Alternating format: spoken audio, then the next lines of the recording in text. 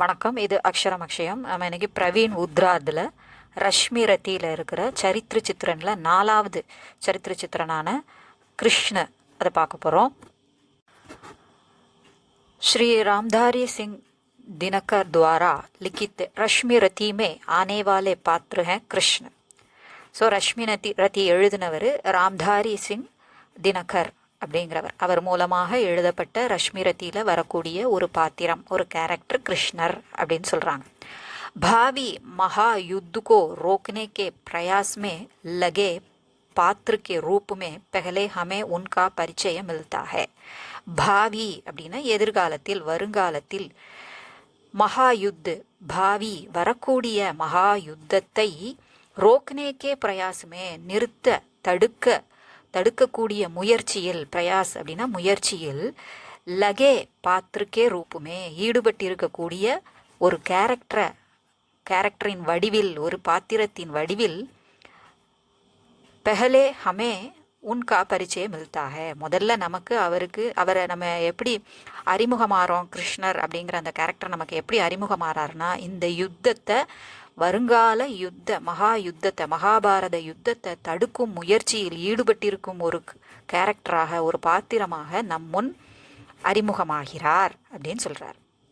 कवि उनके चरित्र का विकास आदर्श मित्र के रूप में, कुशल राजनीतिज्ञ के रूप में और अलौकिक रूप वाले के रूप में प्रदर्शित करते हैं. ஸோ கவி ராம்தாரி சிங் தினகர் அந்த கவிஞர் ரஷ்மி ரத்தியில் கிருஷ்ணனுடைய பாத்திரத்தை எப்படியெல்லாம் நமக்கு எந்த டைமென்ஷன்லலாம் நமக்கு காமிச்சிருக்கிறாரு அப்படின்னா, ஆதர்ஷ மித்ரு, ஒரு ஐடியல் ஃப்ரெண்டாக இதில் காமிச்சிருக்காரு. அதோட குஷல் ராஜநீதிக்ஞா, ஒரு சிறந்த திறமை வாய்ந்த அரசியல் அறிஞராகவும் காமிச்சிருக்காங்க. அது மட்டும் இல்லாமல் அலௌகிக்கு, எட்டர்னல், ஒரு பரலோகத்தில் இருக்கக்கூடிய கடவுளின் வடிவமாகவும் இதில் நமக்கு வெளிப்படுத்துகிறாங்க. அப்பப்போ அவர் தன்னுடைய அந்த கடவுள் ரூபத்தை காமிக்கிறாரு. மனிதனாக பிறந்திருந்தாலும் தேவைப்படக்கூடிய இடத்துல தன்னுடைய சக்தியை வெளிப்படுத்தி மக்களுக்கு உதவுகிறார். अब हम उनके चरित्र की विशेषताओं पर विचार करें. அவருடைய கேரக்டரை பற்றி நாம் இப்போது அவருடைய பாத்திரத்தின் சிறப்புகளை பற்றி டிஸ்கஸ் பண்ணுவோம். ஆதர்ஷ மித்ரு, ஒரு ஐடியல் ஃப்ரெண்டாக அவர் இருக்கிறார். ஸ்ரீ கிருஷ்ண கா சரித்திர ஆதர்ஷ மித்ரு கா உத்தம் நமூனா ஹை. ஒரு சிறந்த நண்பனுக்கான ஒரு நல்ல தலை சிறந்த, உத்தம், உயர்ந்த நமூனா, எடுத்துக்காட்டாக இருக்கிறது இந்த கேரக்டர், கிருஷ்ணருடைய கேரக்டர் அப்படின்னு சொல்லியிருக்காங்க. ஜப் பாண்டவ் अज्ञातवास समाप्त करके वापस आते हैं और कौरवों से अपने राज्य को देने की मांग रखते हैं. தங்களுடைய அஜ்ஞாதவாஸ்னா யாருக்கும் தெரியாமல் மறைஞ்சி மார்வேஷத்தில் இருக்கணும். யாராவது கண்டுபிடிச்சிட்டாங்கன்னா திரும்பவும் முதல்ல இருந்து, அவர் சூரி சொன்ன மாதிரி புரோட்டா கணக்கு தப்பாக சொன்ன உடனே நான் முதல்ல இருந்து சாப்பிட்றேன், முதல்ல இருந்து கணக்கு போடுன்னு சொன்னார்ல, அதை மாதிரி அந்த கதையில் இவங்க சொல்லிக்கிட்டு இருக்காங்க. அதனால அவங்க யாரு கண்ணுக்கும் புலப்படாமல், அஜ்ஞாத வாசம்னா மறைஞ்சி இருக்கிறது, ஞாத்துனா அறியும்படி இருக்கக்கூடியது, அஜ்ஞாத் யாரும் அறியாதபடி மறைந்து வாழக்கூடிய அந்த ஒரு ஆண்டையும் அவங்க முடிச்சுட்டு, சமாப்து கற்கே நிறைவேற்றி விட்டு, வாபஸ் ஆத்தே ஹேன் திரும்பி வருகிறாங்க.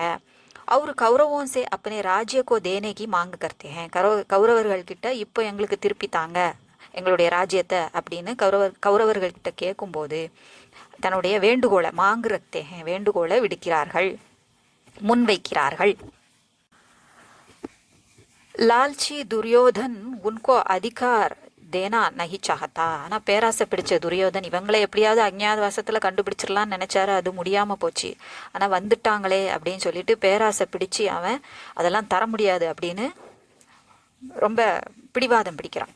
ஜிஸ்ஸே மகான் யுத்து ஹோனேக்கி சம்பாவனா ஹோத்தி ஹே. அதன் காரணமாக, அவனுடைய பிடிவாதத்தின் காரணமாக, துரியோதனின் பிடிவாதத்தின் காரணமாக ஒரு பெரிய மகான் யுத்து, ஒரு பெரிய மகா யுத்தே ஹோனேக்கு ஏற்படுவதற்கான சம்பாவனா, ஒரு சந்தர்ப்பம் ஏற்படுகிறது.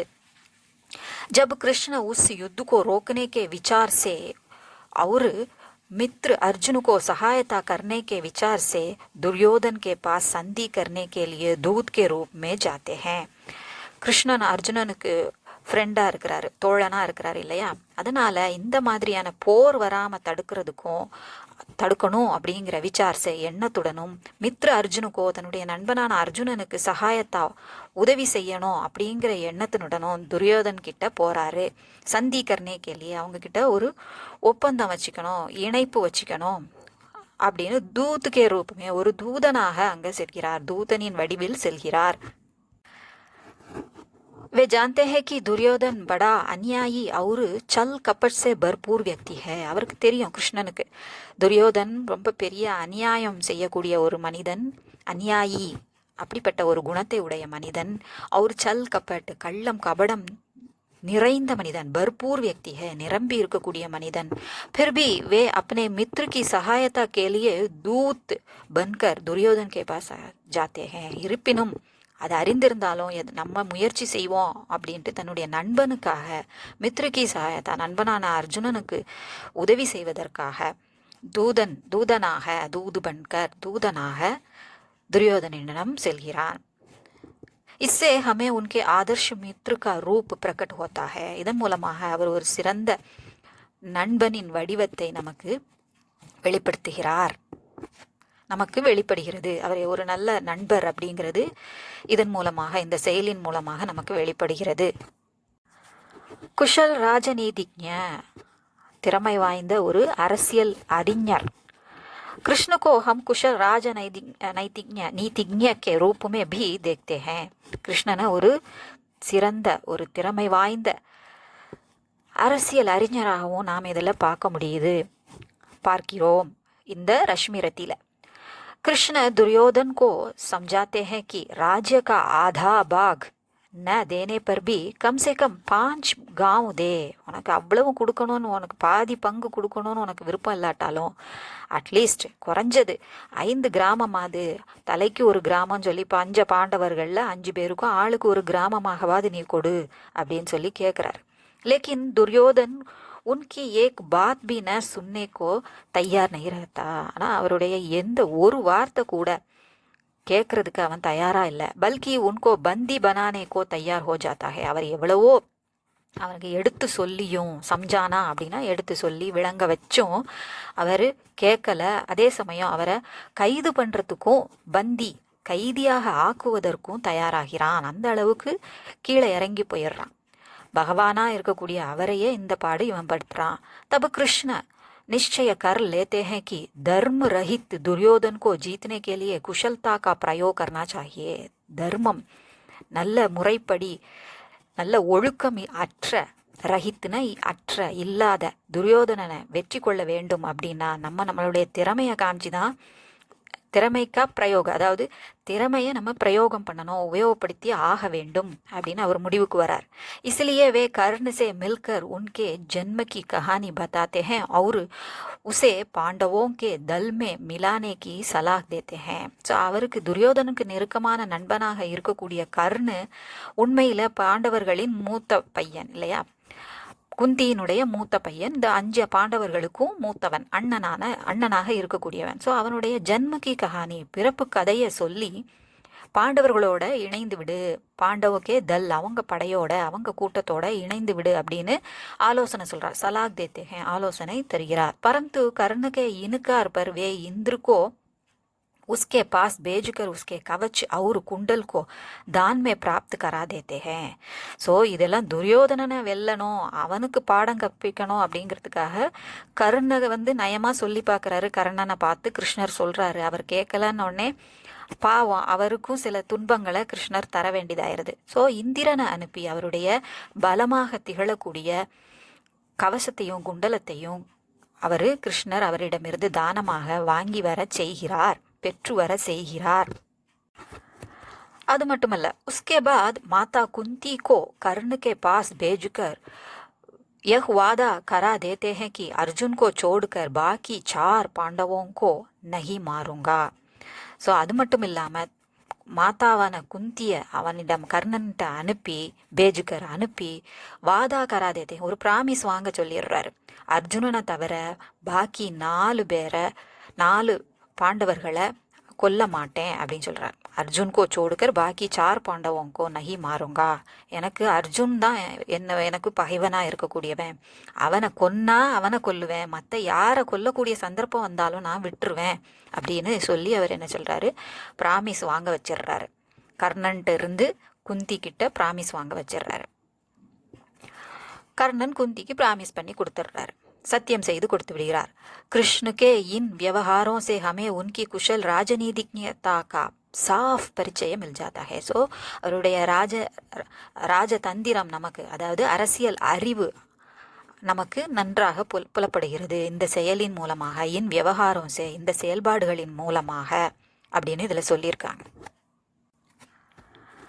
அலௌகிக் ரூப் பிரதர்ஷன், அலௌகிக் தன்னுடைய தெய்வீக ரூபத்தை வடிவத்தை பிரதர்ஷன் நமக்கு எடுத்து காட்டுறது, வெளிக்கொணர்ந்து காட்டுறது, எக்ஸிபிட் பண்ணுறது. कवि दिनकर जी कृष्ण के चरित्र को ईश्वर के रूप में प्रस्तुत करते हैं.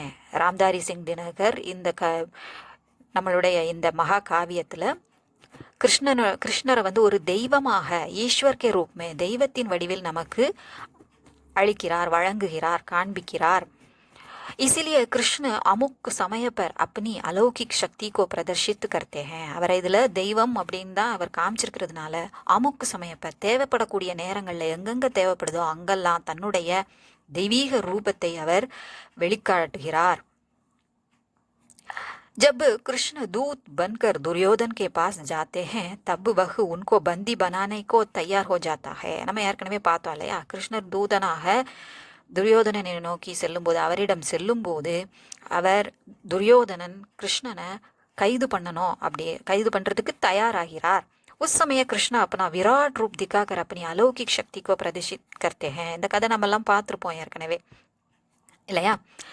அப்படி கைது பண்ண வரும்போது தன்னுடைய தெய்வீக சக்தியை அதில் காமிச்சு தன்னை பிரம்மாண்டமாக, விராட் ரூப் அப்படின்னா பிரம்மாண்ட உருவத்தை கொண்டு வந்து அவரை ஒன்றும் செய்ய முடியாமல் பண்ணுறாரு. उसी प्रकार कर्ण की असीमित वीरता से अर्जुन और अन्य पांडवों की रक्षा के लिए भी वे अपनी अलौकिक शक्ति का प्रयोग करते हैं. அதே போல உசி பிரகார் அதே போல கர்ணனுடைய அசீமித்து எல்லையில்லாத சக்தி, அவருக்கு ஏற்கனவே கவச குண்டலம் இருக்கு, அது மட்டும் இல்லை வில்வித்தையில ரொம்ப சிறந்தவராக அவர் இருக்கிறாரு. அதனால என்ன செய்யறாரு, அதை என்ன செய்யணும், அப்படிப்பட்ட சக்தியிலிருந்து அர்ஜுனனையும் அந்நிய பாண்டவோங்கி ரக்ஷா மற்ற பாண்டவர்களை காப்பாற்றுவதற்காகவும் அவர் தன்னுடைய अलौकिक शक्ति दैवीक शक्तिயை உபயோகப்படுத்துகிறார். इसीलिए उन्होंने अर्जुन को मारने के लिए कर्ण द्वारा एकहनी का प्रयोग घटोत्कच पर करा दिया. का प्रयोग घटोत्कच पर, घटोत्कच பீமனுடைய மகன் இல்லையா. ஸோ கர்ணனுடைய அம்பு ஏககனி ஒரு முறை உபயோகப்படுத்தக்கூடிய அந்த ஒரே முறை தான் அந்த அஸ்திரத்தை உபயோகப்படுத்த முடியும் அப்படின்னு இருக்கிறத பாண்டவர்கள் மேலே படாமல் பீமனுடைய மகனான கடோத்கஜன் மேலே விழுற மாதிரி பண்ணிடுறாரு, தன்னுடைய மாயையினால், அதாவது தெய்வீக சக்தியினால் பண்ணிடுறாரு அப்படின்னு இதில் சொல்கிறாங்க.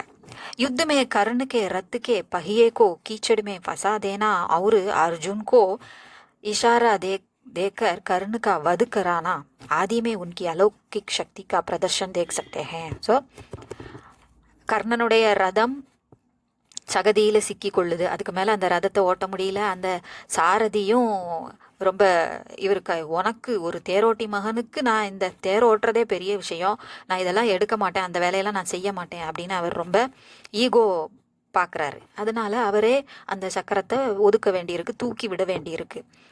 அந்த சமயம் அர்ஜுனனுக்கு கண் காட்டி கர்ணனை என்ன செய்கிறாரு, வதம் செய்ய வைக்கிறாரு கிருஷ்ணன். இதில் அவருடைய தெய்வீக சக்தியை சக்தியை வெளிப்படுத்துறதை நம்ம பார்க்க முடியுது.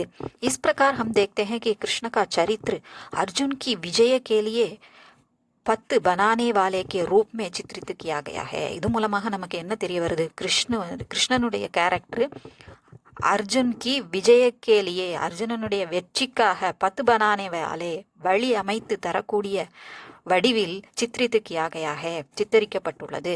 कृष्ण का अलौकिक रूप हमें ऐसा संदेश देता है कि भगवान अपने भक्त की रक्षा के लिए असंभव को भी संभव कर सकते हैं और भक्त के प्रति भगवान में असीम कृपा होती है. இதன் மூலமாக நமக்கு என்ன சொல்றாரு, கிருஷ்ணருடைய அலௌகிக் ரூப் ஹமே ஐசா சந்தேஷ் தேத்தா ஹே, இப்படி அவர் தன்னுடைய தெய்வீக உருவத்தை அப்பப்போ காமிக்கிறது நமக்கு எப்படிப்பட்ட ஒரு மெசேஜை நமக்கு கொடுக்குது அப்படின்னா, கடவுள் தன்னுடைய பக்தனுக்காக அசம்பவ்கோ நடக்காத ஒன்றை கூட சம்பவ் கர் சக்தே ஹே, நடக்கக்கூடிய ஒன்றாக செய்ய முடியும். அது மட்டுமல்ல, பக்தரின் மீது பகவானுக்கு அசீம் எல்லையில்லாத கருணை இருக்கிறது, கிருபா கருணை இருக்குது அப்படிங்கிறதையும் இது காமிக்குது. இது உங்களுக்கு உபயோகமாக இருந்திருக்கும்னு நினைக்கிறேன். பிடிச்சிருந்தா லைக் பண்ணுங்கள், ஷேர் பண்ணுங்கள், சப்ஸ்கிரைப் பண்ணுங்கள். இது ஓம் சக்தி கைடில் உள்ளது. நன்றி, வணக்கம், தன்யவாத்.